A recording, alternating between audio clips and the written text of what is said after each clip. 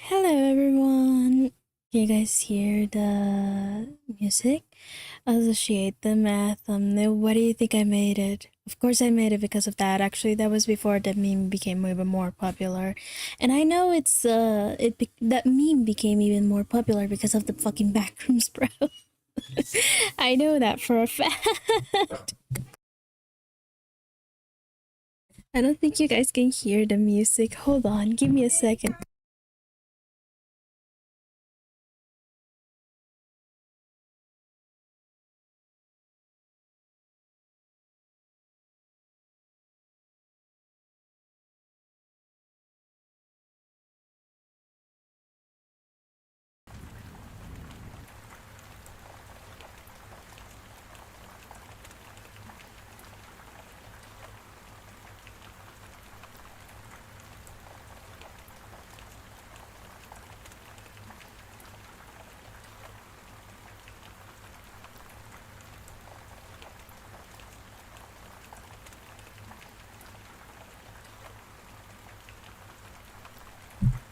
Not the music, I meant the background, like the ambience noise. I don't know if you guys can hear it. Hold on.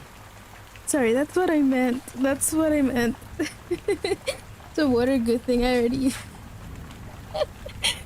Yeah, I'm sorry. I got a little confused. I got a little confused. The pussy to Deep versus Archinosis, who will win? Yes. Also, I know that I read this one before, but we already know what happened with that stream. So instead, I'm going to read it again. Because, yeah. Again, I'm not gonna be reading chat for these types of like, you know, for this types of stuff, for the simple fact that I want to concentrate on reading, and you know, afterwards I'll hope that my dog shuts the fuck up. What, last time? That is true. I don't remember anything. Neither do you guys. Neither do you. You guys don't remember anything. You guys don't remember anything. That's a lie. That's a lie. You guys don't remember anything. Also kills tensions. That is true. That is true. Alright. Let's start with the first one. An email from my daughter's killer. Do you believe in coincidences? Seems like a funny question, doesn't it? I've never paid it much thought before now either. Perhaps I have some explaining to do. As of yesterday, it's been a year since my daughter went missing. There was never any ransom note, no remains discovered, and not an iota of evidence to support the standard theories of foul play and kidnapping. Aside from her absence itself, the whole situation seemed rigorously clean. At only 14 years old, she'd gone missing without a trace. Her name was Emily. I can say that dreaded was with confidence now. It's a bitter blessing, one that's come at a great cost to all of us. When Emily disappeared, she left myself, her father, and her older brother, Joseph, in a state of perpetual anxiety. The limbo of monstrous uncertainty. Every phone call was a needle pressed into her skin, and every newscast that aired about that poor girl still missing, presumed dead, felt like boiling water poured down our throats. Not knowing that's the real torture, until yesterday, I truly believed that. Until yesterday, when I got an email from an unknown source, an email claiming to have the truth of what happened to Emily on that terrible day. The following is the contents of that email. From I'm so sorry 1234@gmail.com. Subject: an apology for what I've done. Hello, Mr. Stanfield. I won't tell you my name. That's not important right now. What's important is what I've done. Now, and how sorry I am for doing it. I'll be quick and honest. Emily's dead, and I killed her.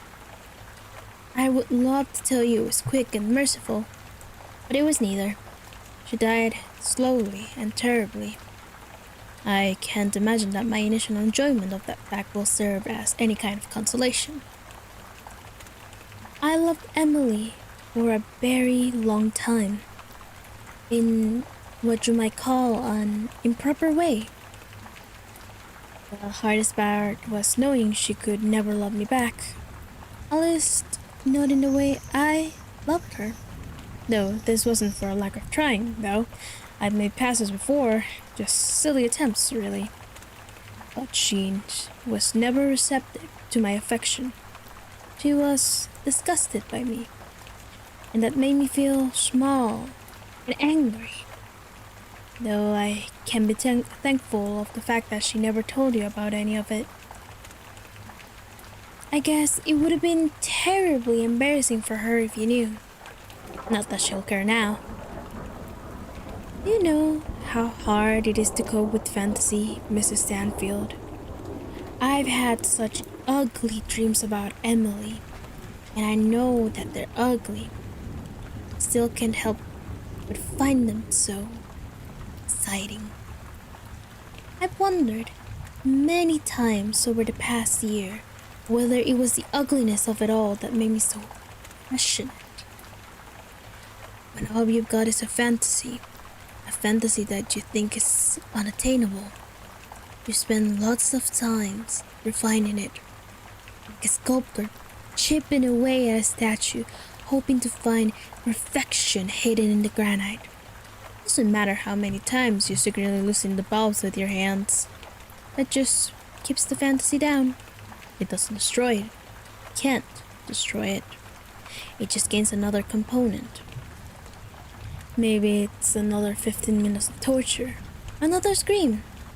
Maybe it's a different tool added to the kit. By the time the fantasy comes to a boil, it's too complex to be satisfying on the basis of thought alone. You have to make it in flesh, warm, satisfying flesh. And I did, Mrs. Stanfield. I really did. I have to be honest with you. It wasn't so much about the wanting to live my fantasy as it was about wanting to know whether I had it in me to carry it out. There was no dignity in pleasure myself to the thoughts of violence, only being able to say that I had the courage to do the one thing that had been giving my life any sort of meaning. And a year ago today, I proved that I did have that courage. My little indiscretions were in the past. I was patient, like a crocodile. I played the long game. I got Emily to trust me, again with time. I let her be comfortable around me. I let her be comfortable around me. Let her drop her guard. She was on her way home from school when I finally took the chance and made my move. I'd pick out an old, beat-up shack in the woods in advance. I threw down a woolen trap. Tarp? No, I meant tarp. Sorry. I threw down a woolen tarp and prepared some shackles. I even lit a few candles for a romantic effect. More for myself than her, admittedly. Emily was apprehensive at first, but I managed to talk her into visiting the little cabin with me. The door was shut and bolted behind us, before she even saw the gun I was holding. When she did, she was a good girl, and didn't scream. Though I must say, I was a little disappointed at that. I'm not a pornographer, so I won't be lured with the details of what I did. I'm aware that it's perverse, but the wind outside hardly matters when you're a hurricane. My whole life was perversity, hidden and locked away. Emily was the outlet for that perversity. Part of me thinks I only ever loved her because she was convenient, because she was accessible. I used a hammer, a knife, a pair of pliers, and a power drill. It all got messier than I expected. So much blood, so much other things. All in all, it took a few hours before she finally died, which was admirable. She never did let me have my phone. She never did let me have my fun. Emily was such a strong girl. You should be proud of her, Mrs. Stanfield. For my own pride, I like to say that I didn't fuck her before she died. Couldn't bring myself to cross that barrier, knowing that her eyes would be on me while it was happening. The thought of it disgusted me. She died, to the best of my knowledge, a virgin. Once I was fully done with her, the euphoria of it all had passed. It dawned on me what a terrible thing I'd done. My pleasure turned to disgust, and all that sweetness that was inside of me while I was killing her turned sour. I realized that I was not meant to be a murderer, that it didn't suit me. That beyond the temporary pleasure of the act, the thought of taking someone's life repulsed me. I was a fantasist who made a terrible, terrible mistake. One that cost the life of a promising young girl. If there is a grand plan out there and we're all part of it, I could feel that what I had done was a deviation from that natural law. I was disgusted at the act and at myself. This little experiment had backfired on me entirely. I was so out of my depth. Once I'd gotten over the initial wave of fear and panic, I cut up Emily's body into smaller pieces that were easier to carry. I took all of the pieces, wrapped them up in the woolen tarp, and burned them with lighter fluid in the woods. After that, I buried the bundle of charred bones and ashes, wishing I could have just forgotten all of it. Killing Emily and doing the things I did to her body were not acts of courage. I've realized that over the past year. They were acts of obsession and cowardice, of a person not strong enough to overcome their darker urges. I've been racked by guilt, surrounded by reminders of the life I've taken and can never get back. That's why I decided to do the courteous thing and let you know that I've decided to take another life. Mine. All I can ever be is a danger to the people around me. A time bomb destined to blow up and hurt another innocent. The only altruistic thing for a person in my position to do is take myself out of the picture. I'm so sorry for what I did to Emily. I don't expect you to forgive me, nor do I think I deserve it. I just hope this gives you some sense of closure and allows you to move on. My sincerest apologies. After I read that terrible email, I cried for hours. I didn't have that violent reactions because I believe I've been contacted by my daughter's killer, but just because I felt like someone was playing a horrific joke on my family after we've been through so much. And on the anniversary of Emily's disappearance, no less. I didn't show my husband or my son. Couldn't bear to. I just bore the cross myself and wore a brave face for them, knowing the anniversary was hard on all of us. I don't let the monster on the other end of that email tear up my family. But this morning, I heard two almighty bangs ring out of Joseph's room. By the time his father and I were forced to open the door, it was too late. He'd somehow gotten his hands on a gun and fired 2 shots. One through his laptop and another one through his forehead. So with this in mind, I'll ask you again. Do you believe in coincidences? What the hell just happened in my chat? Wait, what happened? Oh, what the fuck?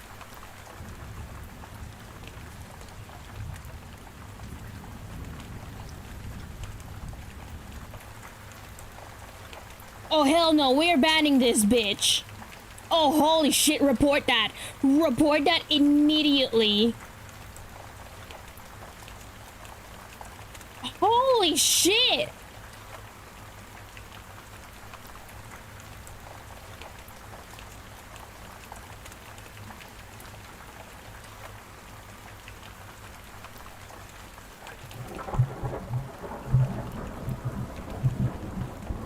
Side story got in the way. Thankfully, I had already finished the other story. Holy shit, Oh, that is awful. What the hell? Oh my god.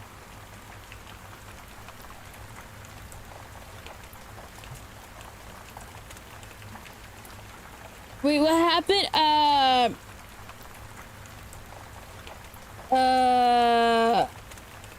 Okay, so I'm sorry I got really loud.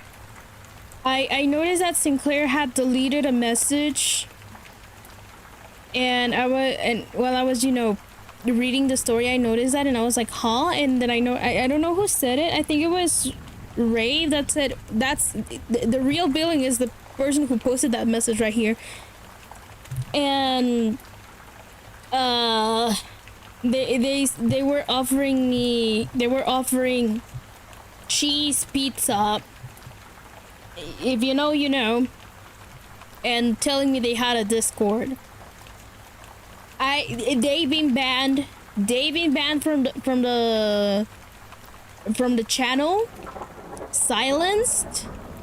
I took a screenshot of who it was just in case, like, they tried to join my Discord server.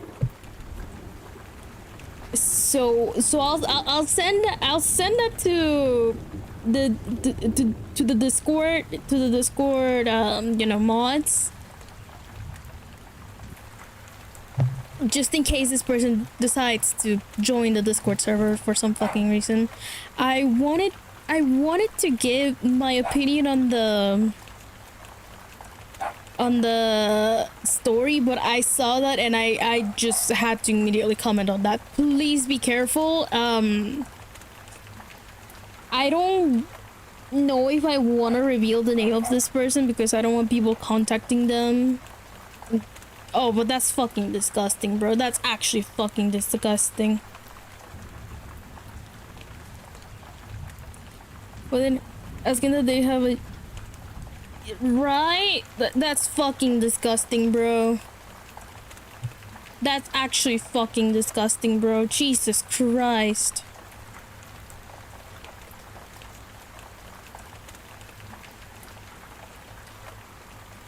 Yeah, I think I don't want to reveal the name, but like in case they join the Discord server, I'm gonna send the screenshot to like the mod only chat. Skoho, I know I was not expecting this for the ASMR stream, you know? Holy shit, that actually took me by surprise. I'm so sorry. Yeah, this was going to be a chill stream too. This was supposed to be a chill stream too. Like, they've been banned, so we don't have to worry about it. But I'm gonna be sending the thing to the mod only, just so we're aware. I'm so sorry about that. I did not expect that message. I did not expect that message. That is disgusting. Jesus Christ.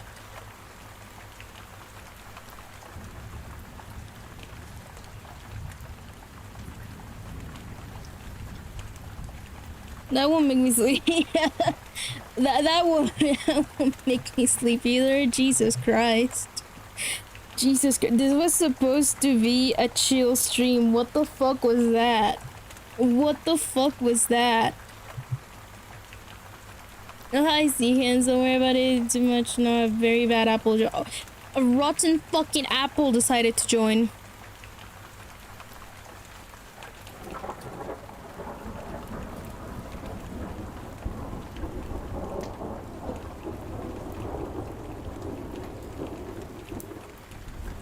I also reported them to YouTube. Hopefully they do something about that, because that's actually fucking disgusting. That's actually fucking I'll listen to this and that, but no, I'm really sorry because I was not expecting that. I was not expecting that. No, it's talking to email 80% better than the YouTube apology beat, so because it has a resolution. Real. The dude is okay. Let's ignore what happened. Let's ignore what happened real quick. Let's move on from that. I know that sounds weird after, you know, that being sent to my fucking chat, but let's move on from that so we don't... Jesus Christ, man. Holy shit, that was so out of nowhere. That's disgusting. Whoever you are, I hope you die. I sincerely hope you die and you kill yourself. You're a disgusting human being.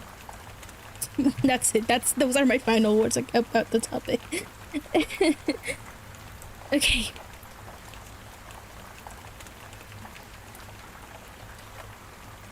Okay, moving on. I'm gonna give my thoughts about this. Like I said before, Purge is a weirdo, but I sincerely hope it's a bot. I sincerely hope it's a bot. Genuinely. It to get around you to auto mode is fucking disgusting. Yes, it is. It very much is. It's fucking disgusting. But again, moving on because I really don't want to talk about that anymore. I just want to say that's fair. But I just want to say I like the story. I like the email because it is like, I do feel like this is how somebody who probably regrets their actions and like has a guilty conscience would probably write. The one thing I did not like about the story was this part. Hold on, where is it? Her older brother Joseph, because it gave it, at least for me, whenever a story mentions like, oh, there's me, my daughter Emily, her dad, who we're not gonna name because she's not important, and this other person who gets a specific name, it kind of ruins the immersion for me, you know? Exactly, the name drop kind of ruined the immersion for me, in my opinion, because it's like, you guys know, like, at least for me, the name drop is what makes it, like, gives away who the culprit is, you know? At least if, like, I don't know, for me, that's what just gives it away. Other than that, it's a very good story. I feel like it's very realistic, at least when it comes to, like, the guilty conscience of, like, somebody who genuinely regrets what they did. I feel like that's pretty good. I give it a solid 7 out of 10, honestly. It's a good story. It does give you like, you know, a little insight of like what's going on through like the aftermath of what the killer did. It's very good. The only thing that ruined it for me was name dropping the older brother, which, you know, kind of sucks, but other than that, very good. 7 out of 10. Now moving on to our next story. Don't let them in. Let's see how long it is. Hopefully I can read all of these stories today. Wow, this one's long. This one's kind of long. Alright.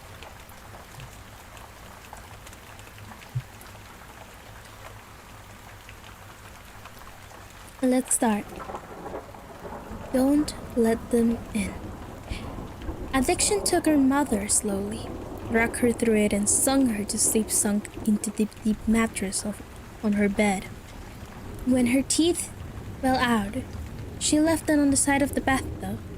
I was 7, and I kept them in a matchbox. The missing pieces of her kept safe, so she wouldn't be lost forever. So maybe one day we could put her back together. Our house fell down around us. We tried our best to raise ourselves. The ceilings had water damage, and the bottom stems had dry rot, and in the winters, the radiators would bleed rust. But it was still our house, and Annie made it a home. 7 years ago, I know. Sorry. My sister Annie mothered me with lopsided band-aids on bruised knees and lukewarm microwave meals. She told me ghost stories and didn't mind when I crawled into bed later on.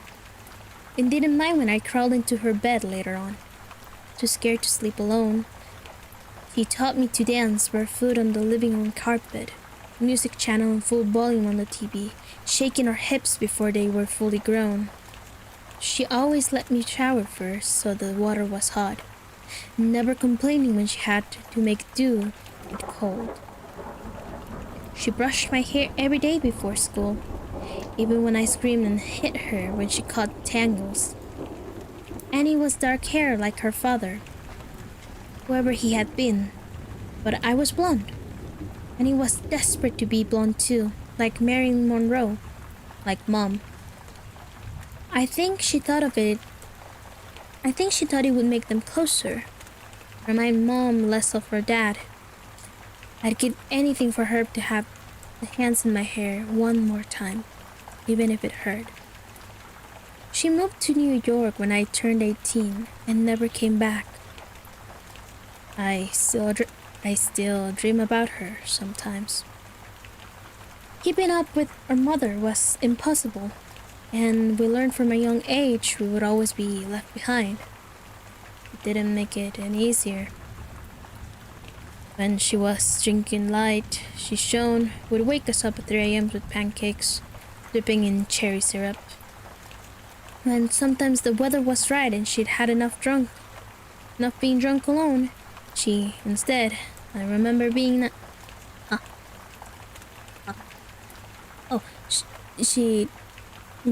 she would call her school up and tell them that we'd both come down with the summer sickness, and we'd drive to the beach instead. I remember being 9 years old in the backseat of the car coming home after one of our ocean days, sucking the salt from my fingers. Annie had just dyed her hair blonde, her best friend Jane helping her bend over our kitchen sink from behind. Couldn't tell who was mother and who was daughter. Radio up and windows down, blowing the sky inside.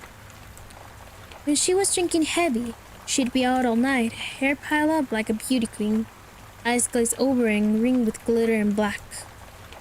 Sometimes she'd be gone a day or two. She would never tell us when. One day, we'd just wake up to an empty house and the fridge packed full, Post-it note on the front with smear of Mom's lipstick and the outline of a kiss. And else she'd come back soon. Sometimes she'd bring guys home, filling the table with beer and cans and ashtrays, smoke up to the ceiling. Mom lost in the haze. We'd sleep with pillows over our heads, trying to drown out the music they would blast until the a.m. and wake up strangers at our kitchen table in the morning, asking us where we kept the coffee. When Mom drank too little, she fell apart. She wouldn't buy food, refrigerating a gaping hole in the wall. She'd chain smoke, leaving cigarette burns on the wallpaper up by the stairs like the walls were sick and decaying. She barely slept, walking around with blue half moons under her eyes, knuckles raw. She would scream at the slightest thing. I remember once when I spilled a glass of juice on the couch. She looked over at me with dead eyes and dragged me off onto the carpet that took every single cushion off the couch and into the backyard and set them on fire. Annie went to watch a while from the window and then sat next to me on the floor, backs pressed against the skeleton of the seats, head resting on the crater of my collarbones. When Mom drank too much was the worst.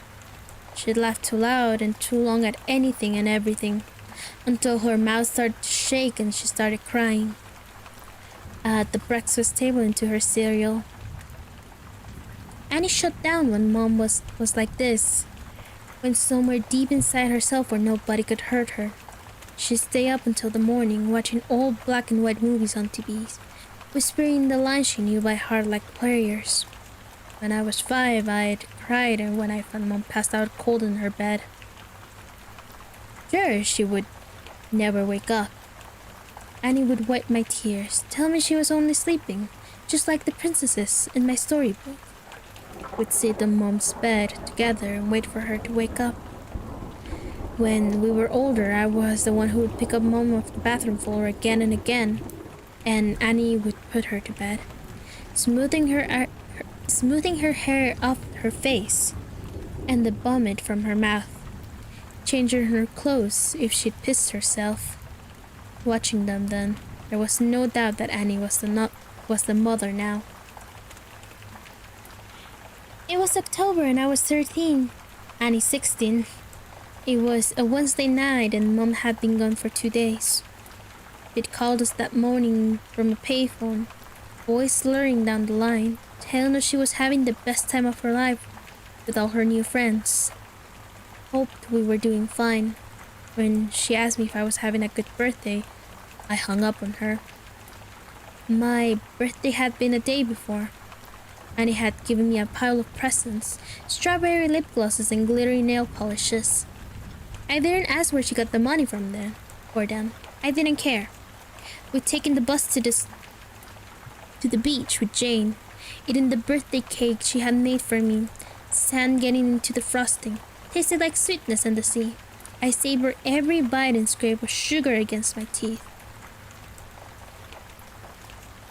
We watched the sun go down, Annie snapping grainy photos on her shitty Nokia as I blew out my candles, wishing over and over that Mom wouldn't come home, that she'd just stay gone this time. That Wednesday night, me and Annie weren't speaking. Anger hung heavy between us, seeping through the floorboards. It began when she tripped at the bottom of the stairs. We'd both laugh, Annie throwing her head back, gap between her front teeth. Annie throwing her head back, gap between her front teeth catching the light. When I bent to pick her up, I caught her breath, warm against the freckles on my cheeks. I let go of her arms and she fell again, hitting the floor and grinning, shaking her hair from her face. Her breath was heavy with whiskey. I couldn't start picking her up too. I couldn't watch her fall again and again, just like Mom. I knew she'd never get back up. I stared down at her blonde hair falling into her eyes, and all I could see was our mother. And then I was running, feet slamming in the hallway like heartbeats turned loose. I'd run for the kitchen and tipped over every bottle we had down the sink, shoving Annie back as she fought to stop me, catching liquor on her fingers as it fell. She grabbed my shoulders and made me drop the last bottle. It smashed between us on the floor. Glass shards shining like we dragged the stars out of the sky and broken them. Pieces we could never put back. Outside, outside through the open windows, the sky turned pale gold. Clouds a mess of pink and cream smear across the horizon. I cried, watching Annie on her knees picking up the pieces. I was Annie, always trying to fix things even when it was too late. The smell of food dragged me from my room, stomach churning traitor from my inside rib cage. Annie was cooking pasta, real food not made in a microwave. She'd said, "The table." Tammy Wynette singing softly from the CD player. Annie gently swaying her hips as she stirred the tomato sauce, rich and warm. Swayed in silence with every bite. I forgave her. Mom never cooked dinner. Or remember, my favorite was spaghetti since I was a kid. Or stayed sober long enough to sit up at a table. Annie wasn't Mom. We were washing the dishes when we first heard it. A moth was crawling down the inside of the pane, and I cracked the window to let it out. From the backyard came a faint sound. I tilted my head to listen as it was coming far off. Crying. I figured it was Mika, the 2-year-old next door having a tantrum loud enough for us to hear. Or maybe Lucky. Or maybe even Lucky Strike. Cat that junkies down the street, begging for food like he sometimes did. I always wanted to feed him when he came around, running over my ankles, but Annie always stopped me, saying once she started giving, they never stopped taking. Looking back, I don't think she was talking about the cat. Annie flipped the Christmas lights strung up around the porch, and we sat on the plastic beach chairs watching the skies. When we were little, we'd sit outside and Annie would tell me all the names of all the constellations and the stories of how they came to be hung up in the skies. I had to grow up before I realized she made them all up as she went along. It was a game we still like to play now, making up ridiculous stories for the shape we could find and pick out. Ah, yes. That one there is the Coors Light. It got there when God dropped it out of his convertible window and never picked it up, she said, nodding sagely and hiding her smile. Of course, I said, waving my hands and pointing up past the power lines, right next to the ashtray, left there by the angels on a smoke break. Yeah, they say if you wish on it, all your dreams will come true, said Annie, grinning. She stopped laughing, was quieter, face tilted up to all those Death Stars. Let's wish, Emmy. Let's wish. So we did. Sound of crying interrupted us. It was closer this time, and definitely a human. We turned to each other confused. Annie shrugged and I squinted out into the black. It sounded like a baby, lost and tired and alone. It must be Mika? I said slowly, getting to my feet. Maybe he walked around the back? Shit, do you want to call the Connie and tell her we'll bring him over? Annie didn't reply. I sigh, rolling my eyes. Guess I'll do everything then. Sat off the porch. Grass soft against my heels. The air smelled like it might rain. Fresh, clean and growing. A promise unfulfilled. Emmy's voice was strained. I turned to her, smiling. It died on my face when I saw the look on her own. Get inside now. She was staring out into the dark, past me, opening the door with one hand behind her, fingers fumbling onto the catch. I froze, barefoot in the dirt. I found what she was looking at. In the bushes, by the back fence, was a person, crouched with their knees tucked like a knee under their chin, arms wrapped around their legs, their mouth hung wide, softly opening and closing as he cried, like a child lost in the dark. Not like a child, but as someone pretending to be one, mimicking the sound, open and closed out in the blackness. Suddenly, they straightened, snapping outright, face still hidden behind the black. They were tall and thin, too thin to be a normal person. Panic made me move. Animal instincts, left over from the days we lived up in the trees, carrying me forward. I was faster than Annie, dragging her inside, slamming the door behind us. Hearing it bounce on its hinges as I locked it.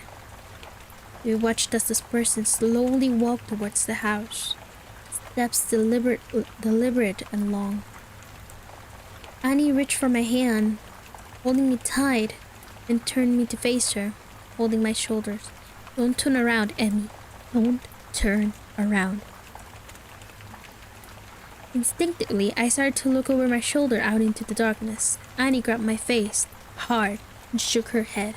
I knew then she was serious.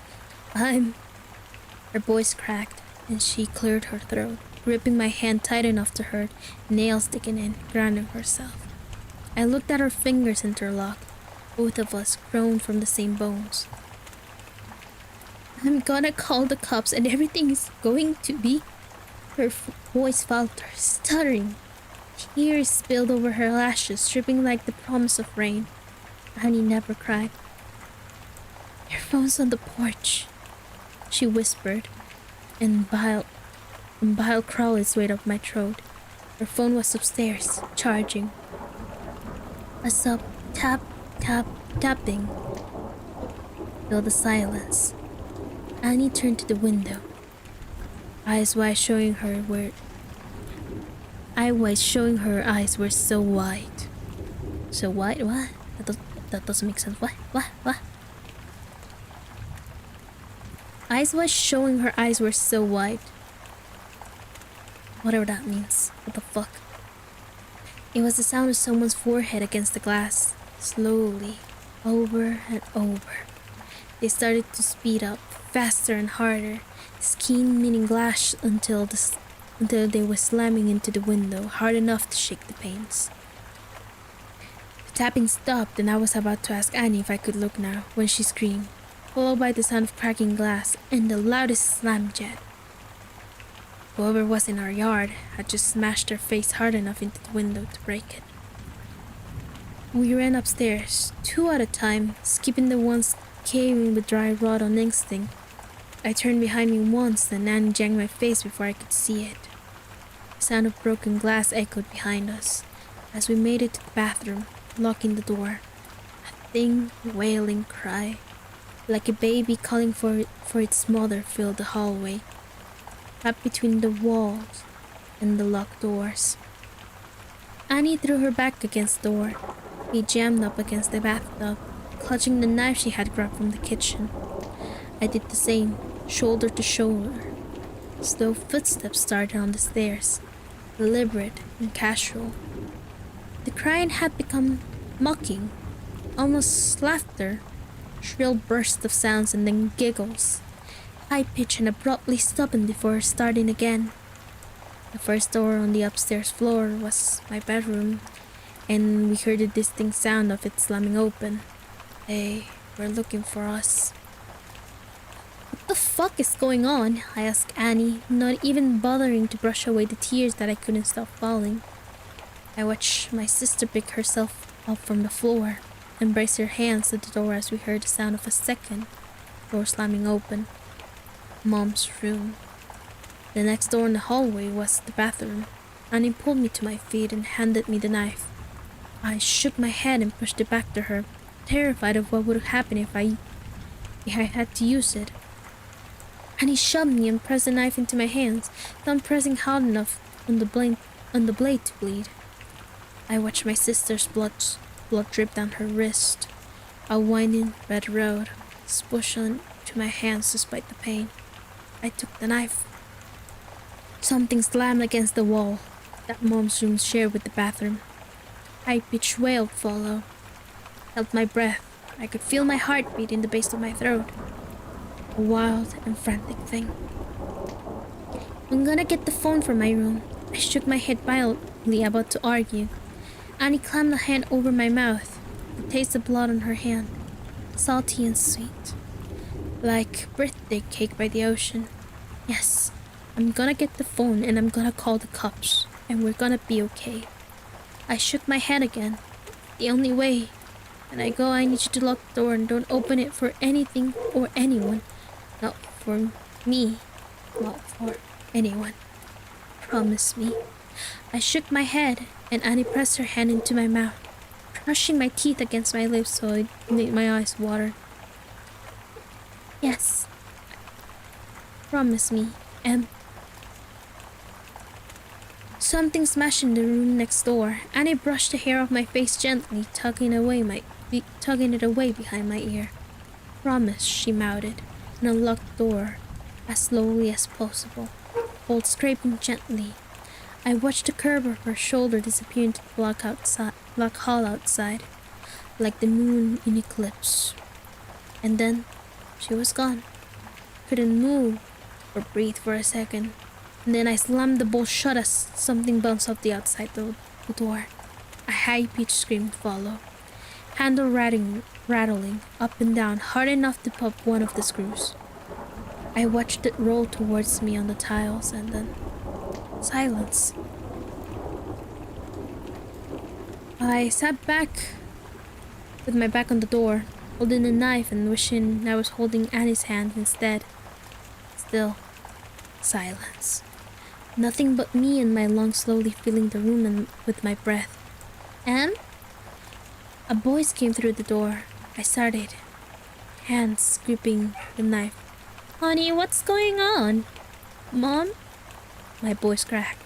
Mama, is that you? I wrapped my hands around myself, shaking, trying to keep myself still. Sweetie, it's okay. Just open the door. It's okay. Just let me in. The handle rattled again, gentler. Just let me in. All okay. She banged on the door, and I took my handle on the bolt. Honey, I'm sorry. I'm sorry I missed your birthday. I'm sorry I'm such a terrible mother. Please. Her voice broke and she started to cry. Just let me in, baby. I'm so sorry. I screwed my eyes shut. She sounded so sad and so lost. I just wanted to hold me like when I was a kid and I come up off the swings with a scraped knee. Maybe this time she meant it. Maybe it would be okay. My hand found its way to the bolt again. My sister's voice came through the door. Warm and gentle. Yeah, Emily. Let us in. It's all okay. My hand froze on the bolt, and I tightened my grip on the knife. Annie never called me by my full name. Hand banged on the door. Handle rattling. Emily, let us in. Annie's voice became low and guttural, followed by the same shrill giggles from before. Mom spoke now, pleading and crying. It was getting louder and louder. Let us in, let us in, let us in! Over and over, punctuated by her fist on the door. I thought about demons and monsters, all the bedtime stories we prayed don't crawl out from under the bed. Not my sister, and you're not my mother. I screamed through the door, hands over my head. I climbed into the bathroom and curled in a ball, cradling myself, knife clutched to my chest. I didn't know what it was outside that door, but I knew it wasn't Annie. It wasn't the voice that yelled when I changed the TV channel, the one that sang me happy birthday, the one that told me I was smart even when I got bad grades. The one that read me stories about princesses that never wake up. It wasn't human. Bangs and yells came from downstairs, followed by the footsteps of people running. A low guttural howl ripped through the house, filling the room until I felt like I was drowning in the sound. And then the door was kicked in. I screamed, covering my eyes, waiting to die. Arms found me and lifted me from the tub, carrying me from the room down the floor. Pillows ripped apart, covered the hallway in soft dawn, like it had snowed inside. I watched them drip slowly as men in uniforms checked on the other rooms that looked like they had been torn apart by something feral. Outside our driveway, were police cars and an ambulance. In the middle of all of it, it was Annie, bathed in blue and red light, as it was washed over her, lit up in the dark like a neon angel, face aglow. I threw myself from the cub's shoulder and ran to her, holding us both together, broken pieces and all, standing under the constellations we made up. Gentle screaming came from the ambulance, which rocked occasionally. Annie gently turned my head away, smiling so sadly it made my chest ache as I understood.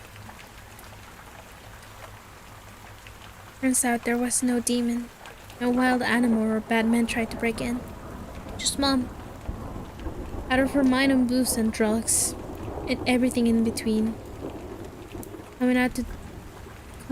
Coming to the end of a week-long binge. Something had finally broken inside her head. This time we couldn't put her back together, no matter how hard we tried. Sometimes you fall one last time and you never get back up. Annie had seen her in the garden, blood dribbling from her mouth, track marks bulging from her forearms, like unmapped roads. Frail, thin, and desperate for one more hit, one more fix. She'd searched the kitchen for all the drinks I'd thrown away, and when she hadn't found it, I've come to hunt for the stash she hid in the bathroom. She hadn't wanted me, just the drugs on the other side of the door. So high she could mimic Annie's voice almost perfectly. Turns out the real monsters are the ones that eat you alive slowly. The one that come in a bottle, or a needle, or at the end of a long list of reasons why you can't get out of bed in the morning. Sometimes the monsters are the ones that raise you or love you the most. It's up to you if you let them in. Oh wow, that was actually pretty sad.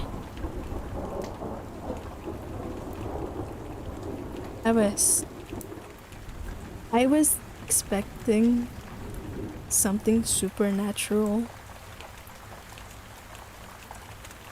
I did not expect for it to turn out to be the mom. I will say this was actually a really good story. With a bit of polishing, I'd say this would make it to a great movie. I'd say this would definitely be a great movie. Which, honestly, I don't know if you guys know of this game. Pretty sure some of you do. It's Among the Sleep, I believe the name. I kept thinking vampires. I was thinking something like... what's it called? That thing, the rake. I was thinking something like the rake. I just realized I don't have water anymore. God damn it, I should have filled my bottle up before the stream. But yeah, I was thinking something like the rake, but no, it was the mom. This reminded me a lot of Among the Sleep. Or Among the Sleep or something like that. I don't know if you guys have heard of that game. It's a great game. I'm sad I missed basically out of there. I had to deal with cat puke and health insurance. I'm so sorry, Mom. It's okay. Just in the arse of NoSleep because I couldn't fall asleep from good writing. Real as fuck. There was definitely some parts I couldn't read correctly because it was a little confusing. But other than that, this was a very good story. I can absolutely see this being like a movie. It's already a video game, so yeah. Gotta clean it. Alright, so mainly think I have other rule that vampires can get into houses without permission. Yeah, but then, you know, she broke into the house with her forehead, which is kind of funny. She just broke that shit with her forehead. Yeah. That's kind of funny, actually. That's actually kind of funny to think about, but I do believe that this would make like a really good movie, you know?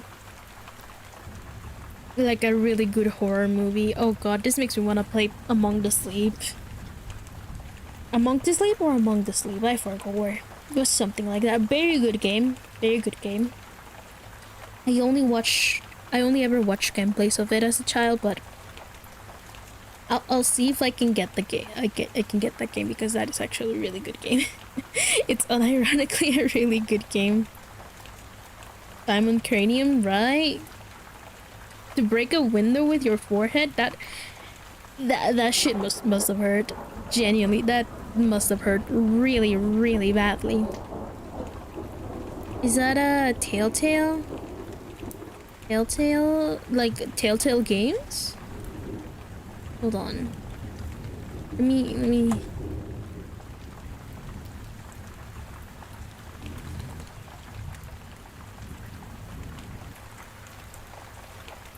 Yeah, Among the Sleep. Yeah, Among the Sleep. It's by Krillbite Studio. It's actually a very good game, and I would not be surprised if it took inspiration from this, though this was 7 years ago and the game came out in 2017. Wait, which one's older? The game or this? I have no clue. I don't really care to do the math. Somebody else can do the math for me, please. But it did remind me a lot of Among the Sleep, and I believe it's a very good game. So maybe one day I'll play it, especially because it reminded me a lot of this. So, yeah. Definitely a good read. Solid 9 out of 10. Solid 9 out of 10. Some parts were a little confusing, but not as in like story-wise. Story-wise, this was very good. I mean it as in like, you know, there were some grammar thingies. 9 years, so you can do math. No, I failed math class. I failed math class. That's all you need to know. I failed math class. Funnily enough, I was pretty good at physics. Well, not physics, but like other science stuff. I was pretty good at biology. I was actually really good at biology. I even went to like a national thingy and won second place. I was pretty good at biology, and funnily enough, I even went to like compete in a national biology test thingy, and I got second place. I'm pretty good at biology, funnily enough. I don't know why I am. As well as social studies, I'm very good at those topics for some fucking reason. But yeah, this definitely took inspiration from Among the Sleep then. This definitely took inspiration from that. Definitely did its own little twist. Again, this could easily be turned into like a very good horror story, you know? Like, it could be a very good horror movie. It could be a very good horror movie. Absolutely. I have no clue how I passed math. Yeah, I don't blame you. I have no clue how I passed math. Well, I have a clue on how I passed math. It was actually thanks to my older brother that did all the work for me.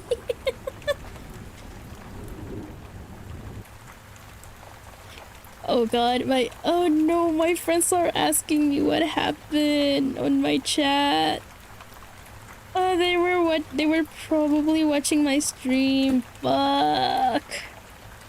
Oh god, I'll talk to them about it later.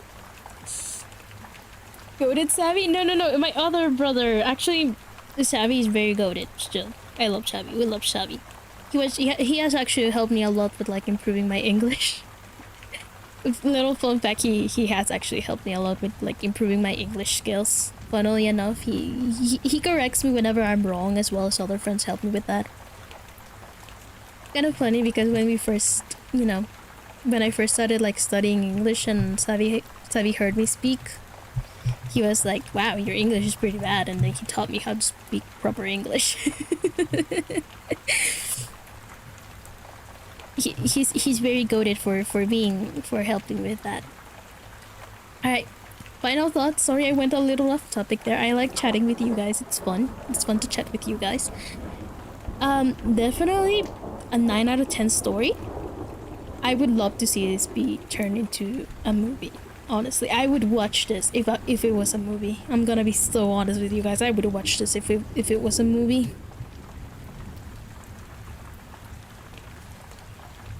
Alright, for the next story. Footsteps. Holy sh...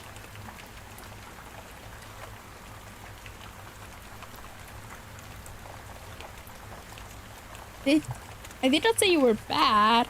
I know you didn't say I was... I know you didn't say that, but like... You know, it's not like my accent was helpful. It's not like my accent was helpful. You know? It's not like my accent was very good. you, were you the equivalent of a white girl saying Mexican food names or butchering horribly but for English? Pretty much, yeah. Yep, pretty much. It was pretty much, yeah. I actually had a really bad accent. Oh god, it's now really uncomfortable for me to talk in that accent, but before it was really like easy.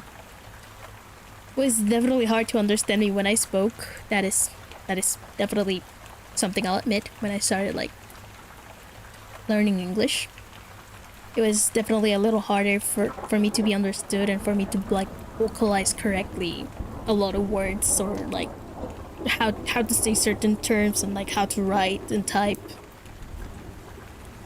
But yeah, I was taught English mostly by Sabi because he's coded like that. Could I have... This is a set accent. Here, let me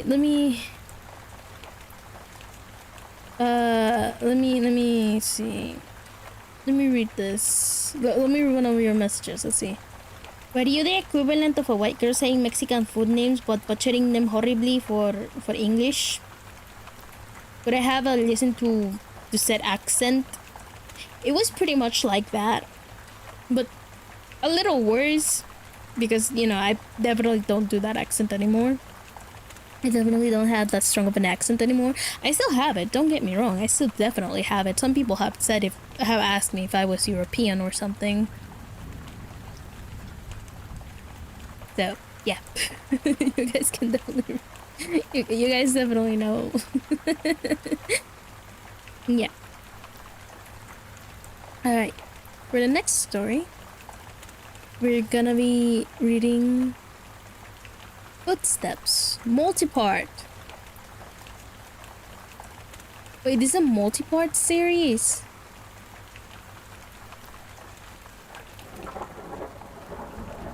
This is a multi-part series? I don't think I'm gonna read this one then.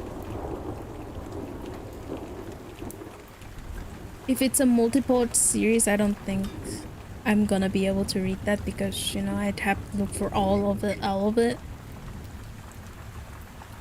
So I think we might have to skip this one. I'm really sorry that we'll have to skip this one. Well,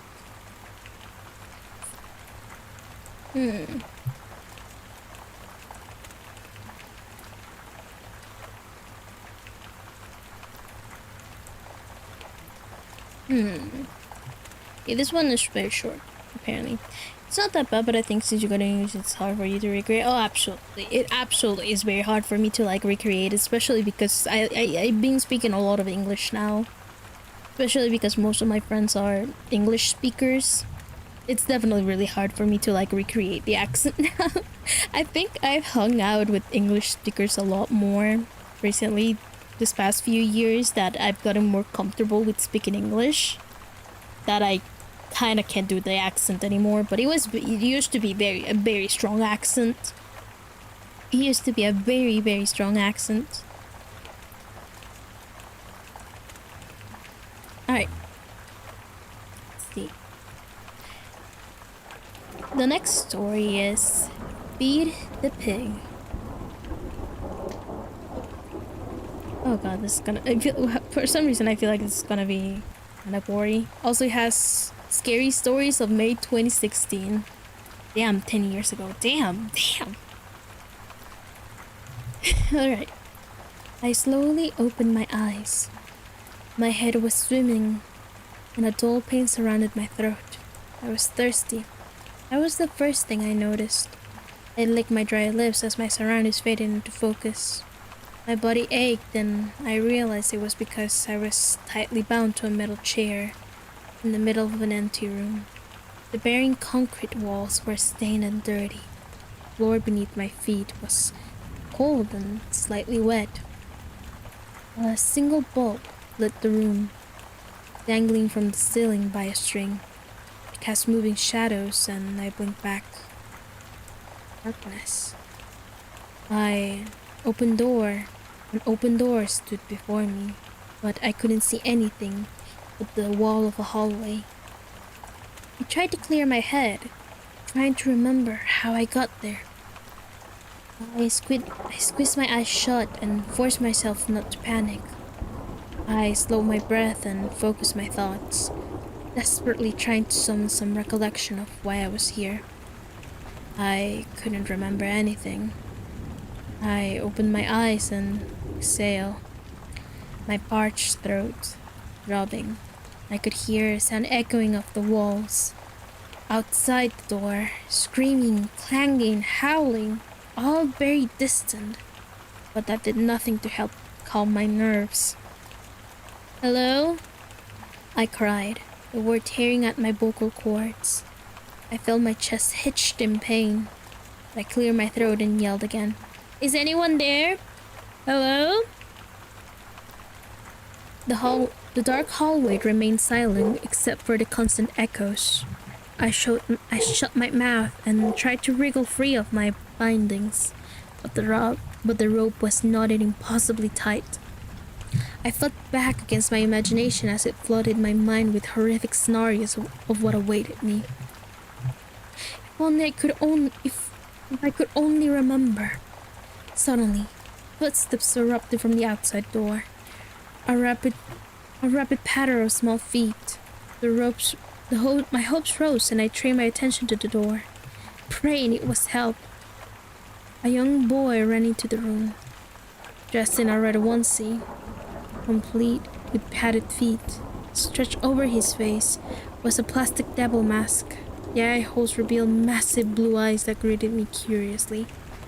Taken back, I opened my mouth to speak, but that was when I noticed something was off. His eyes were huge, impossibly round and bulging from their sockets. It sent a shiver of unease down my spine, but I shook it off. This child might be able to free me. "Hey!" I hissed, urgently. "Hey kid, can you get me out of here?" The boy took a step closer, cocking his head, but remaining silent. I rattled my bound arms against the chair. "Cut me free, please. I shouldn't be here. It is some kind of mistake."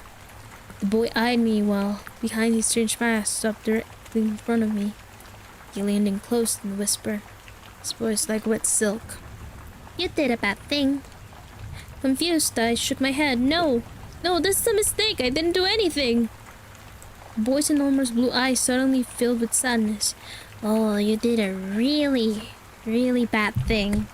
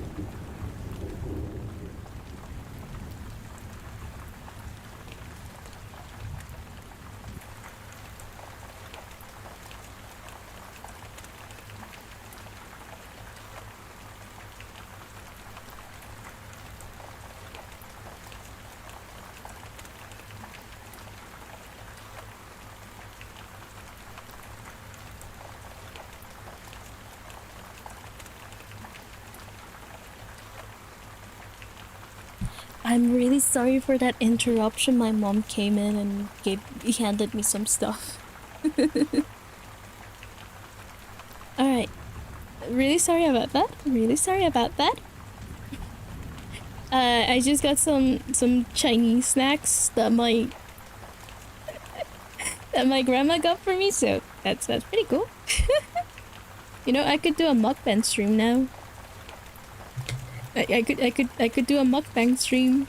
You guys want me to change it into that? Just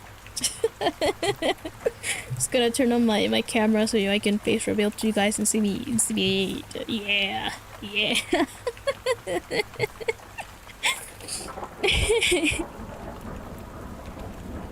Steamer double. Any fortune cookies? No, it's a lot of food I've never heard of. I'm gonna have to translate all of this. Shibi, no, please don't worry. I won't. I'm joking. I'm joking.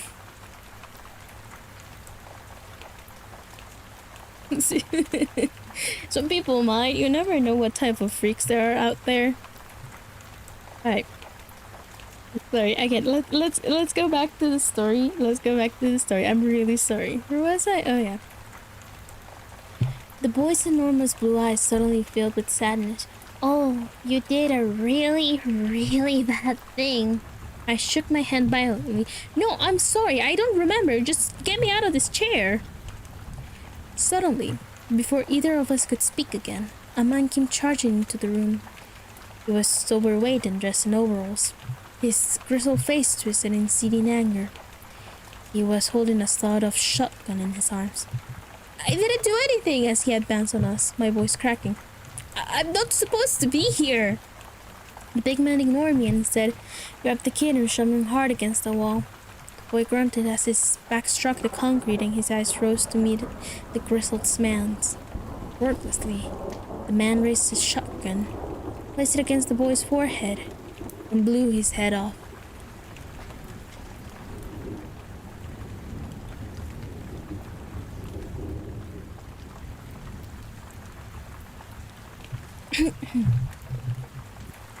Chunks of gore splattered the wall as a shock slugged me in the stomach like an iron fist. My ears rang, and time seemed to slow as I watched in horror as the headless body crumpled to the ground. My breath rushed back into my lung and seemed to readjust. Jesus fucking Christ! I screamed, straining against the ropes, my eyes bulging in horrific shock. What the fuck? The man ignored my screams as he bent down and picked up the body. He slung the ruined corpse over his shoulder and walked out the doorway. Suddenly, the hallway erupted into malicious laughter. A chorus of voices howling in glee. Shut my eyes, the noise deafening, as absolute terror filled my every pore. After a few moments, the laughter faded and I casually opened my eyes, unable to believe what I had just witnessed. Hello. I jumped as I realized there was another man standing before me. He was dressed in a simple white button-down shirt and jeans. His brown hair was cut short and he appeared to be in his early 30s. His green eyes were dull and lifeless, his full lips pulled down at the corner. What's going on? Where am I? I cried. New fear pulling my stomach like hot blood. The man crossed his arms. So you're the new one, huh? He shook his head. You people disgust me. Questions bubbled on my lips, but he waved them off with a sharp chop of his hands, slicing the air and demanding my silence. He ran his tongue over his teeth, sneering. You look like you already seen some of the horrors this place holds, huh?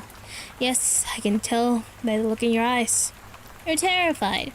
You've seen something, haven't you? Seen something, haven't you? Doesn't seem all that bad now, does it, looking back? You've been here 5 minutes, and already you're shitting your pants.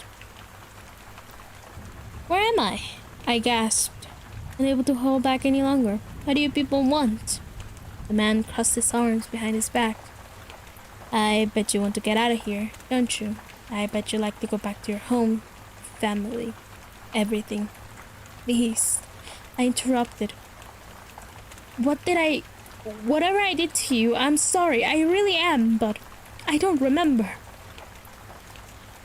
The man rolled his eyes. You didn't do anything to me. You did it to yourself. You really don't remember anything? I shook my head and felt tears brimming in my eyes, liquid fear. The man looked at me with contempt. You waited until your wife left for work and then you went out to the woodshed and hung yourself. You're dead. The recent memory rose in my mind like a monster from a bog. My eyes went wide. As much as I wanted to deny it, it was right. I had killed myself.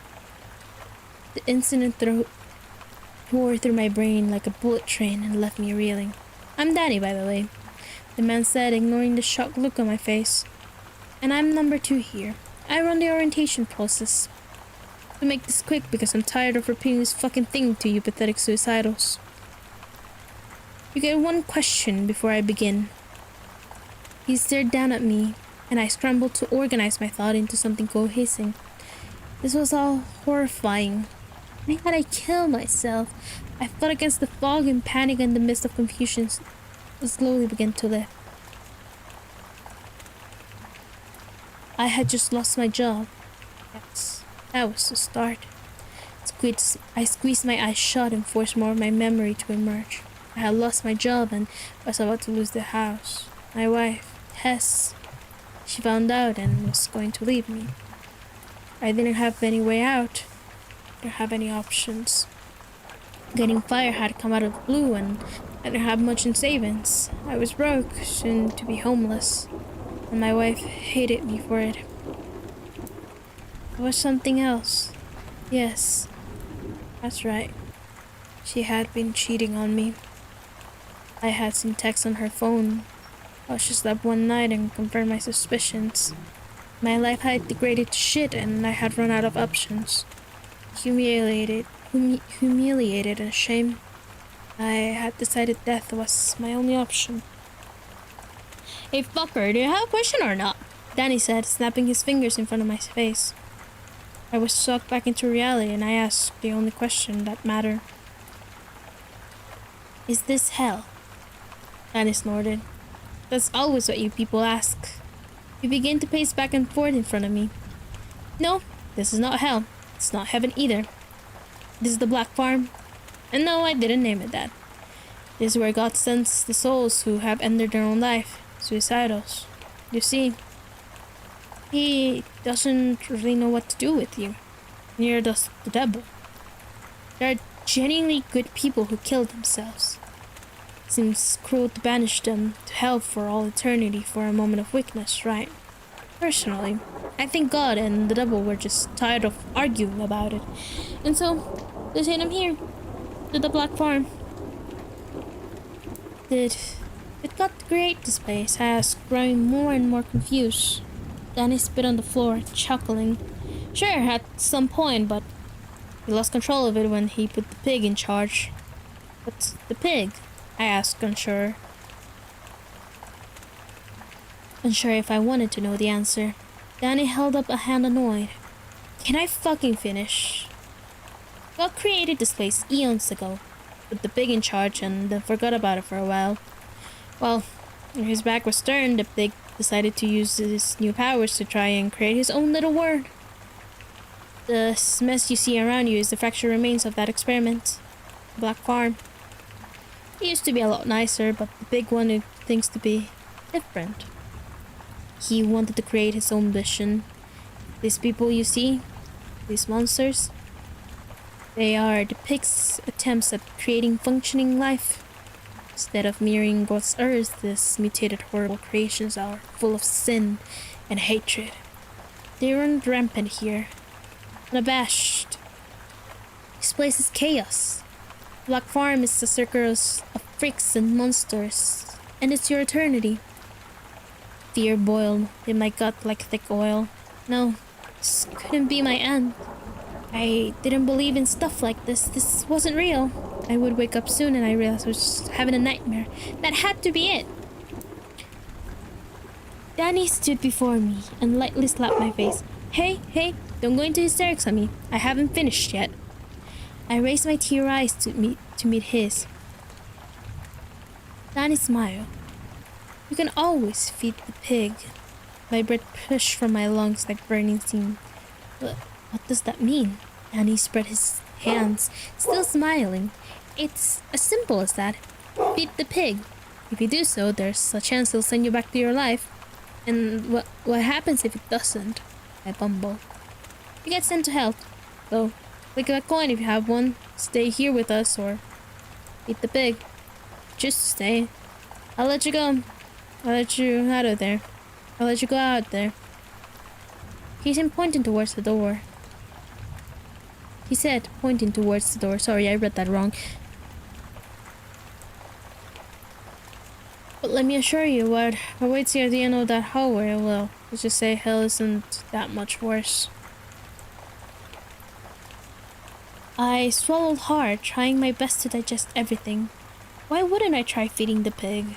Whatever that meant. If there was even a sliver of hope, I would take it. An eternity in this place. Black Farm. Be sent to hell, or the pig?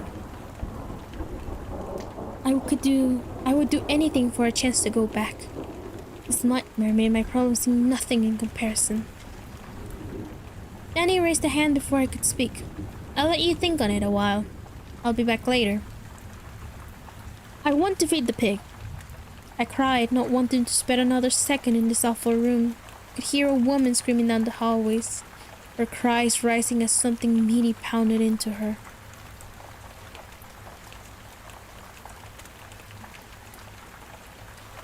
My breath came in sharp pulse and my throat burned. Danny noticed the noise and grinned. Sounds pretty bad, huh? He said softly as the woman's voice creaked with agony. Something was still slamming into her. The sound of beaten flesh igniting my imagination with horrors.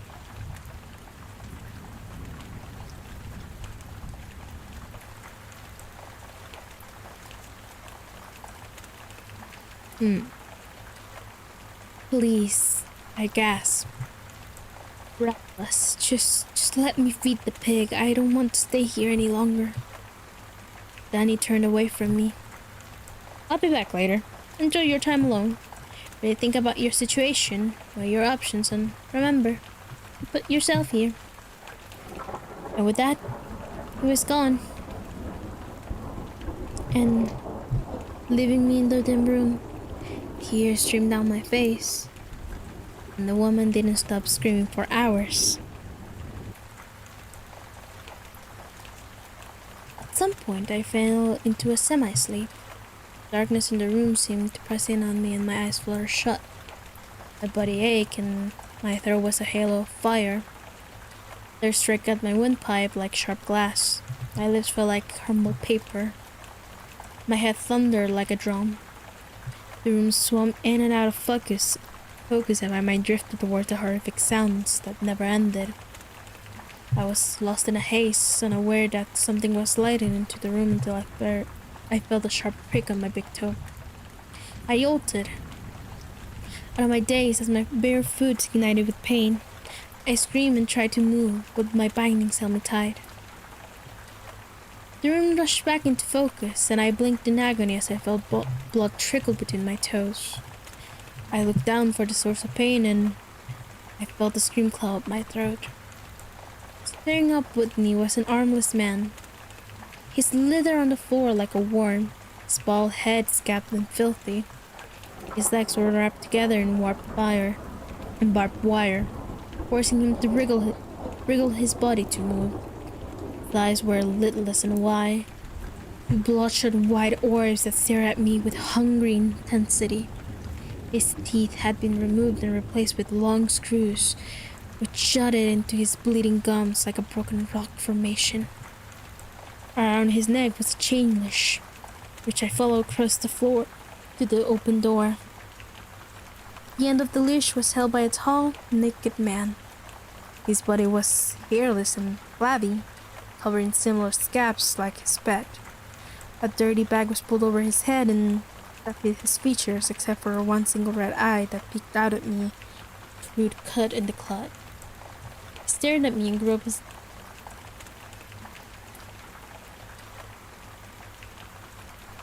Do I really want to read that? Do I really want to read that?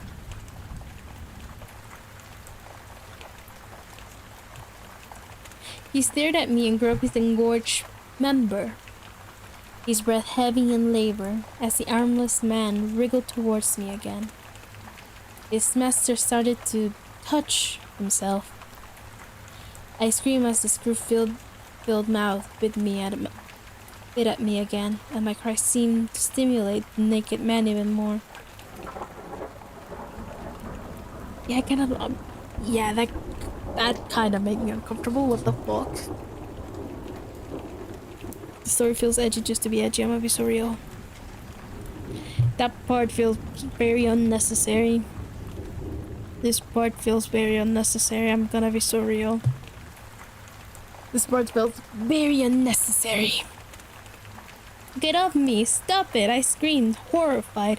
I tried to kick at the man, doing my best to avoid his sharp metal teeth. With my heel down on his head as he screamed and his face bounced off the floor. A moan of pleasure escaped the bagman's mouth, and I turned away as a mist of black spread out onto the floor. There was a rattle of chains, and I turned back to see the two of them leaving. The armless man dragged by his neck out the door. I looked at where the bagman had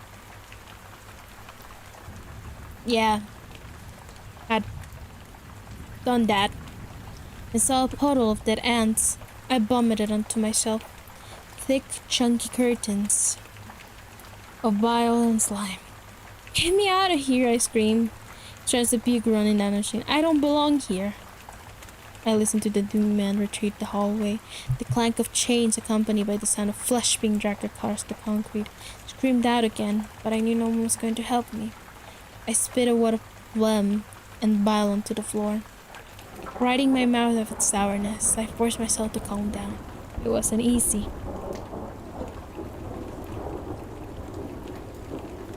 After some time, I heard someone else approaching.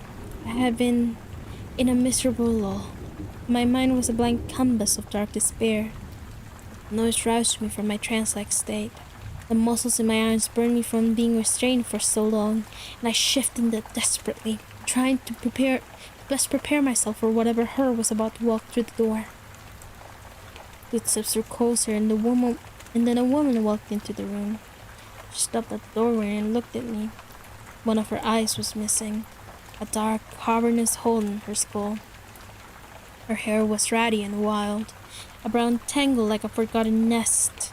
Her skin was pale and filthy, and she was dressed in rags.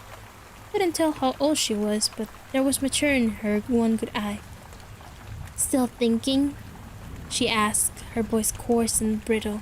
What? She took a step closer. Are you still deciding whether you're going to feed the pig or not?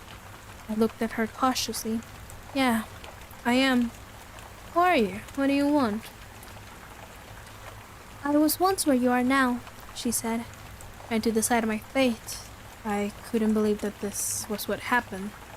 It happened after we die. It wasn't what I was taught. Religion didn't warn me about this place. I tested my bandits again before asking, "Killed yourself too? You're a person like me, not one of those creations?" She snorted. Breaks my heart you have to ask, though. She touched her hole where her eye should have been. But I can understand your caution. Yeah, I'm a suicidal. I've been here a long, long time. That was my choice. I decided to chance it here. I motioned with my hair towards the door. Out there, it's all this. She exhaled heavily and leaned against the wall. I can't even begin to describe this place. It's like nothing you ever seen. You walk down that hallway, go out into it, and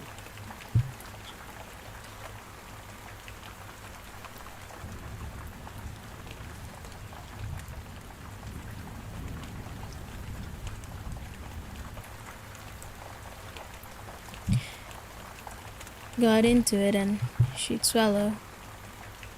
You'd have to see it to understand. How bad is it?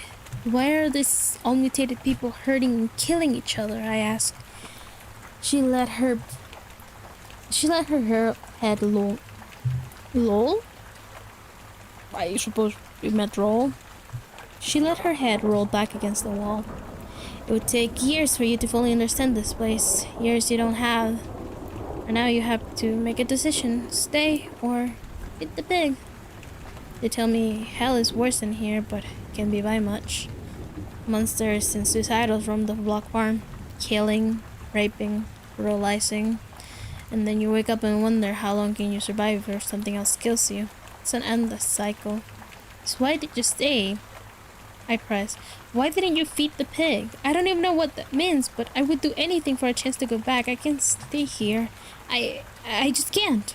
She smiled sadly at me. Why? Why did I choose this? Simple, really. I'm a coward. I was a coward when I was alive, and I'm a coward in death. When it came down to it, when the moment presented itself, I chose to stay here. I didn't know what awaited me outside. All down to a simple choice fueled by my own fear. What's the pig? What does it do to you? I pressed. She suddenly turned to go. I'm afraid that's for you to find out. Let me warn you. Think hard before you make a decision. Sometimes suffering comes through your fear is better than suffering for eternity. Be brave. What do I do?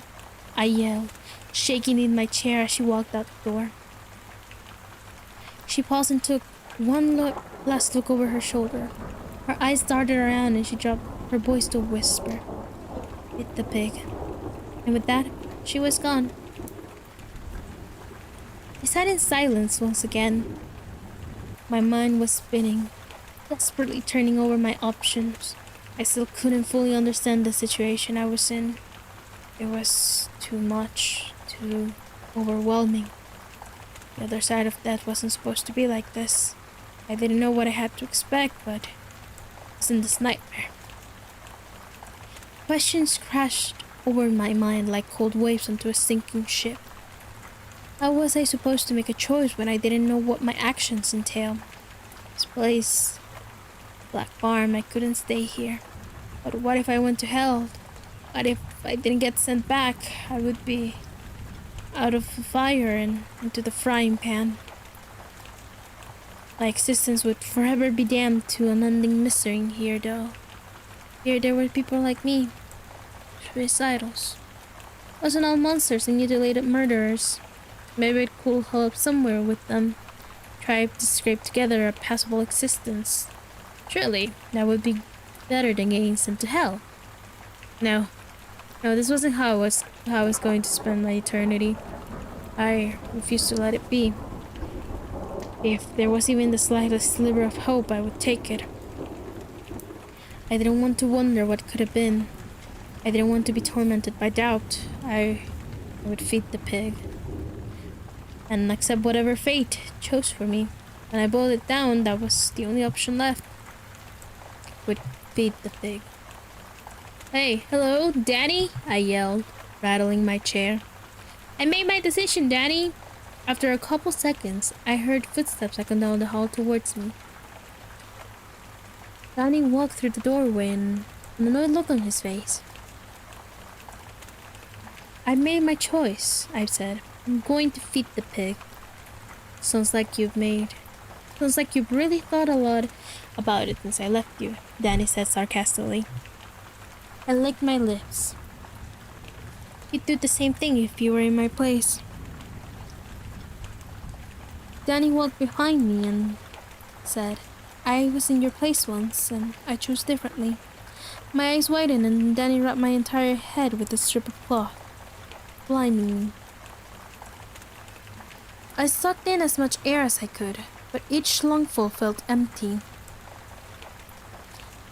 I felt Danny cut me free from the chair and my body sighed as my stiff muscles were released. I rolled my shoulders as my hands were released and I moaned with relief. I dug my fingers into my back and I stretched, my bones creaking. Keep your blindfold on and follow me, Danny said, pulling me. My legs shook as I put my weight on them, my thighs trembling with their long-cemented position. I groped blindly in front of me and found Danny's shoulder. I rested my hand on it as he walked us out of the room. As we entered the hallway, I could suddenly hear a sound I hadn't before. Clank of metal. A long, flesh-tearing noise. Something vomiting. The sound sprang to life in my ears, painting the darkness before my eyes with imaginary scenes of horror. I gripped Danny's shoulder tighter, stumbling behind him, my heart thundering. I heard something trailies behind us, but Danny didn't seem to notice. Or if he did, he didn't care. Flesh slapped against the concrete, mere inches behind me, and I suddenly felt a hot breath on my neck, and the lick of a wet tongue against my gums. And the click of a wet tongue against my gums. My breathing became more and more labored as fear choked me. Going to feed the piggy, are ya? Something whispered in my ear. I felt something pressed against the back of my head, and I tried not to think of what it might be as it was wet and slimy, and I heard the thing chuckle. How the fuck do I read that? Yes, a hungry pig. You make sure it gets its meal now. The thing whispered again, its voice low and unlike anything I ever heard before. It was like a series of grunts and moans jumbled together, one broken words. To my relief, I heard the thing retreat back to where it had come from, and I continued to follow Danny. He remained silent as I walked, and I could feel the shifts in the air. The heat gave way to a cooler, almost pleasant temperature, but then it kept decreasing, and soon I was shivering violently against the cold. I couldn't see anything, but I felt the breeze on my face, like we were outside. I didn't hear Danny open any doors, but nothing about this place was natural. It was like reality blurred and bled into itself, like reels of film melting together. Teeth chattering, I was suddenly blasted with intense heat, and I gasped. My feet tripped over themselves as the terrain changed, and I was suddenly walking out in what I felt like warm iron. My ears were filled with the sound of blazing furnaces and the clash of working machinery. I couldn't see it, but I felt like it was a vast open expanse overhead. I smelled ash and tasted dirt on my tongue. Sweat was already forming along my spine. Suddenly I crashed into Danny as he came to a halt. I backed up a few paces quickly and muttered my apologies. I could hear movement in front of us, a rustle of chains and an odd clicking sound on the metal door. Something else too, something snorting. And then the room filled with the definite sound of an immense pig squealing. I covered my ears, head blinking at the high-pitched wail. I grit my teeth at the noise, echoed off the metal and fading into a series of snorts and grunts. It sounded absolutely enormous. I brought another one, Danny announced. Light ting of respecting line in his voice. He wants to feed the pig. I awaited, expected to hear some answer. Cloth around my eyes, stealing my darkness. I realized my knees were shaking and my back was coated in sweat. I was terrified. If that is what you wish, Danny said. I felt him bow under my arm. I have held him bow under my hand. Apparently some unseen conversation had just happened. And Danny took my wrist and pushed me forward. Perch the pig, he instructed. My whole body trembled and my knees locked into place. Rubbed from the side, I raised my hands trying to get my bearings. The heat and ash filling my head with nausea. I felt like I was going to throw up. My stomach running like a Dead Sea. I didn't know where I was or what horror lay before me. I felt lost and tiny. A fresh patch of tears dripping from my eyes, soaking into the cloth around my face. Please, I begged, let me see what's happening. Danny was suddenly behind me, pushing me forward. Guided my hands towards something as we stepped together in unison. Even with the cloth around my face, I could see a giant mass of towering darkness before me. It was a spot of black on an already darkened canvas. As we walked forward, I was suddenly assaulted by a horrendous smell, and I gagged, turning away. Danny's grip tightened and forced me to continue. I could sense something just in front of me, a living, shifting mass of flesh. The smell increased to a wretched level, and I gagged again. and hot air was being blown into my face. A blast of heat that came in repeated short bursts. I vomited into my cloth, the source of the smell steaming from the hot air. I choked as the bile gushed over the fabric, soaking it and momentarily cutting off my oxygen. Danny slapped my hands away, and I took a few seconds to steady my breath again. I was opening crying now, fear and misery collapsing with my willpower. The wet cloth sunk as I sucked in my soggy breaths. And my stomach acid coated my skin as I begged for all of this to be over. And then suddenly, something spilled directly in front of me. I felt my bladder go. I was standing before the pig. It was the source of darkness in my obscure vision. A fat, titanic creature that filled my senses with every breath it blew into my face. Danny raised my hands and suddenly I was touching the pig's snout. I recoiled immediately, but Danny forced my hands back. Its fur was stiff and brittle, and as my hands shaking explored its nose, the size of the animal became clear to me. It was gigantic. It had a weight over a ton. Its flesh wiggled under my sweating hands, and it opened its mouth slightly. My fingers curled around the teeth of the size of kitchen knives. I realized its mouth was absolutely carnivorous. The pig squealed again. I heard its hooves clap against the ground. It sounded like thunder rolling across an open field of the middle of summer. Take this blindfold off, please, I begged, my lips turning to jelly. Danny had taken a few steps back and I heard his reverencing his voice. You don't want to do that. I jumped as the pig nudged me with his nose. The wet circle of flesh squishing against the length of my face. I shuddered away, raising my hands and emitting a cry of fear. Feed the pig, Dan instructed. His voice like cold steel now. You made your choice. I'll live with it. It's the only chance you have of going back. Or maybe the pig won't like how you taste and send you to hell. Only one way to find out.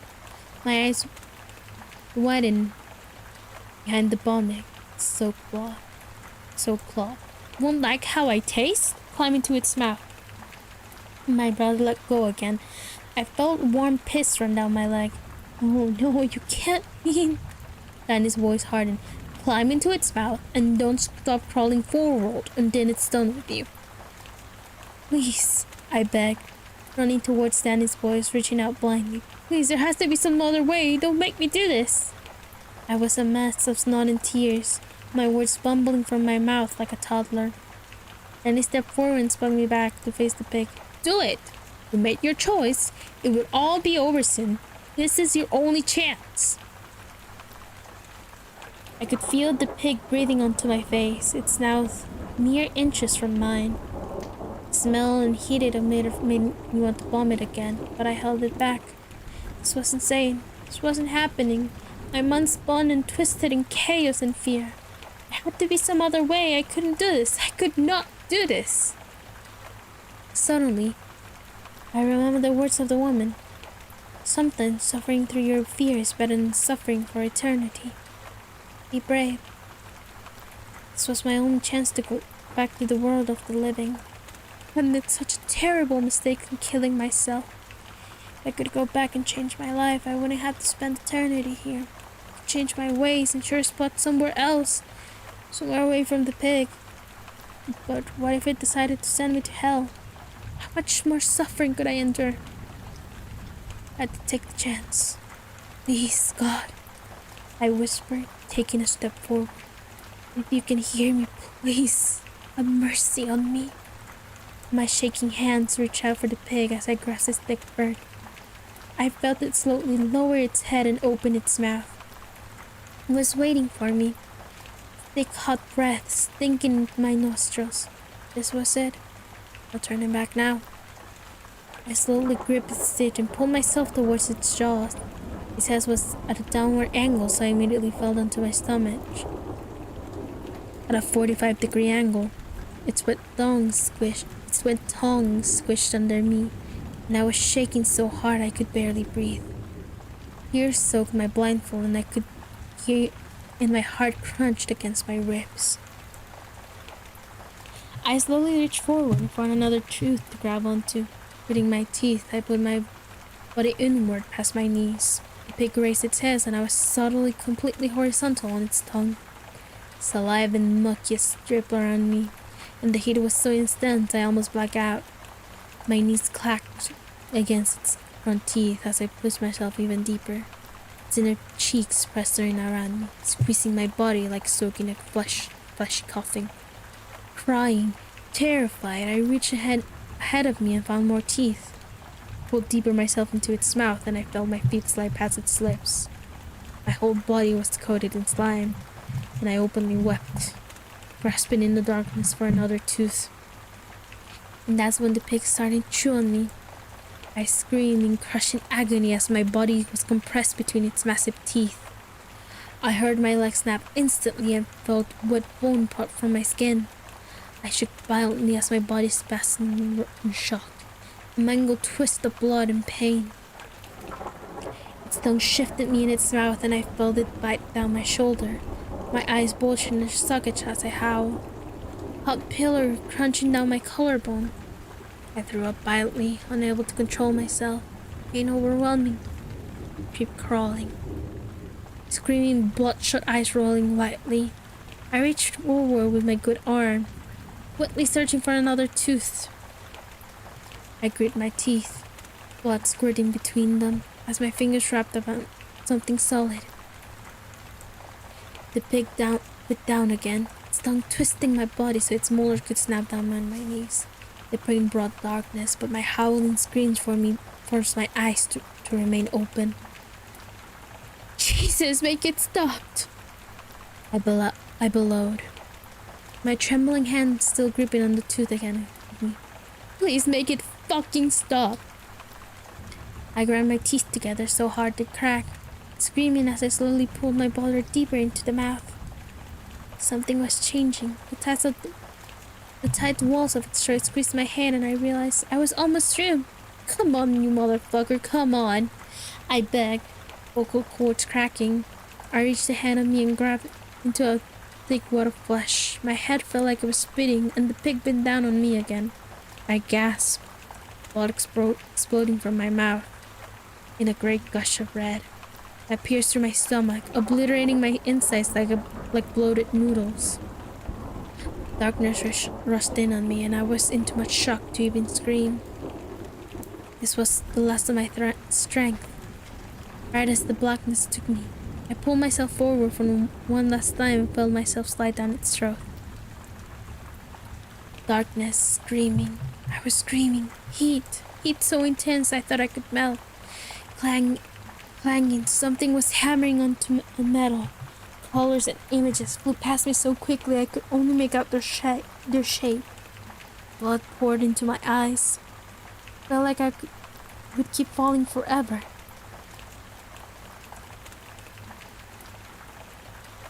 Suddenly, my eyes snapped open and I was falling. My breath rushing back into my lungs in a great weight of purity. My face bounced off the wood floor and I cried out as I felt my nose break. The taste of blood. I tasted blood and saw stars. I had stopped falling. There was a ring of burning fire around my throat. I felt impossibly thirsty. I was lying on the floor. I slowly opened my eyes again and the darkness began to fade like a morning mist under a hot sun. Colors blended together and shapes came into focus. I was in my woodshed. I reached up around my throat and grasped for its sort of key. It was the robe I had hung myself with, but now it was severed, releasing me from the grip of death. Relief rode over me in overwhelming waves of thanks. I curled up on the floor and sobbed, tears dripping from my eyes onto the dirty floor. My body shook, unbroken as I wept, the hoarse cries rising from my quivering lips. I had been spared. I was alive again. From my spot on the floor, I turned my eyes upwards, my voice cracking. Thank you, God. Oh, thank you. I fell into another fit of uncontrollable sobbing. I promise I won't waste my life again. I promise I made things right. I'll fix everything. I don't know how long it was before I got up. I'm seeming to stretch for eternity. My mind refused to rebuild. The horrors of what I had just witnessed crushed me.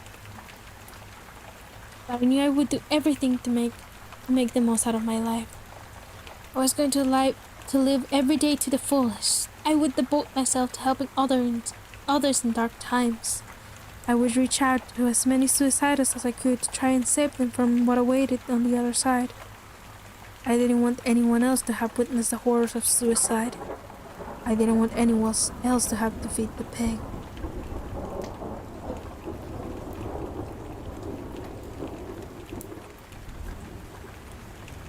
That was not a bad story, I'm gonna be honest. Definitely not what I expected. The one detail that we read, you know, about the, I'm gonna call it the worm man. I didn't like that. 10 out of 10 pasta. It was pretty good. I feel like it does. What was that? It was what I, yeah, it was what I thought at times too. It was not a 10 out of 10. I'm gonna be so real. I give it a 6 out of 10. I give it a 6 out of 10. Some of the, I honestly thought it was going to be like a